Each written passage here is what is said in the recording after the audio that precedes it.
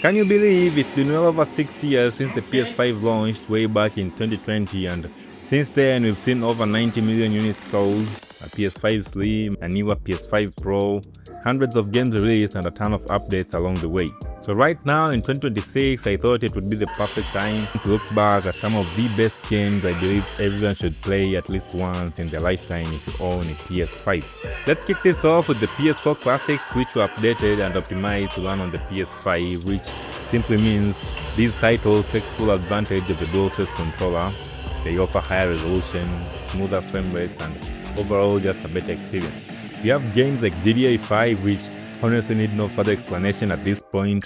We have Mafia Definitive Edition, a classic story where you step into the life of a cab driver turned gangster working for the Zarieli crime family.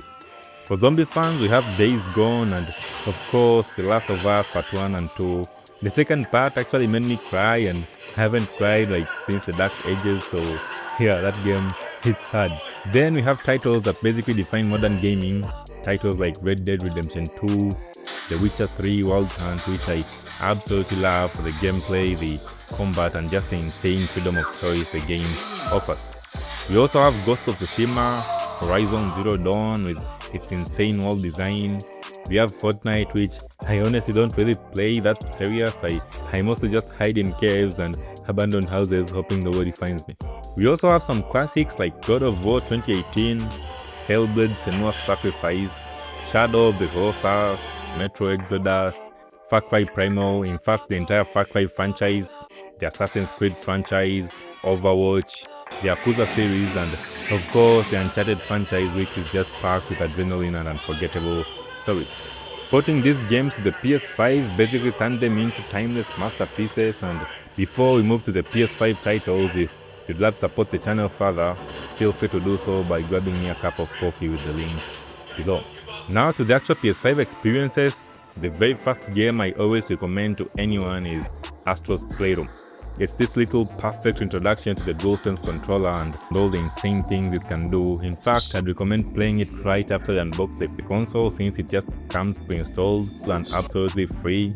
Next up, we have the entire Spider-Man trilogy, including Marvel's Spider-Man, Spider-Man Miles Morales, and of course Spider-Man 2, which are just an absolute must-play for any Spider-Man fan. For Assassin's Creed fans, we now have titles like Assassin's Creed Mirage and the new Assassin's Creed Shadows, which brings the franchise to feudal Japan, and honestly it looks insanely clean. For horror lovers, we have Allan 2, which I tried playing at night with the lights off, and let's just say I had to put the controller down because the sound design alone is enough to mess up with your head, and to put it simply, it's an incredible play. We have Horizon Forbidden West continuing Aloy's journey, and God of War Ragnarok, which is easily one of, if not the best game story I've ever experienced in my entire life. Ratchet & Clank Rift Apart is another one of my favorites. It might kinda look like a kid's game at first glance, but the gameplay, the boss fights, and the weapons make it absolutely worth the play. We also have Gran Turismo 7, which looks incredible even though the microtransactions are kinda annoying. We also have classic games like Tekken and Mortal Kombat, which bring back a lot of that childhood nostalgia. Avatar Frontiers of Pandora is another wild experience where you can explore massive environments and even fly around on a Banshee, which feels exactly like the movies. We have Hogwarts Legacy, which honestly exceeded all my expectations and made the entire Wizarding world feel alive. Cyberpunk 2077 with the Phantom Liberty DLC is also incredible now after all the updates, though I had to take breaks playing it because the first-person view gave me migraines after long sessions. Now looking forward into the future, the game everyone is waiting for is obviously Grand Theft Auto 6. If everything goes according to plan, we might finally see it drop around December this year. And at this point, the PS5 is basically the GTA 6 waiting machine. And then there's the next big RPG everyone is excited about, The Witcher 4. Even the early showcase from CD Projekt Red, it was clearly running on the PS5 hardware, which tells us the PS5 still has a long way to go. Realistically, we are probably looking at 2028 or maybe 2030 for PS6. And that's it for my recommendation of some of the best PS5 games I personally believe everyone should play at least once in their lifetime. Games on the PS5 run insanely smooth with almost no loading screens.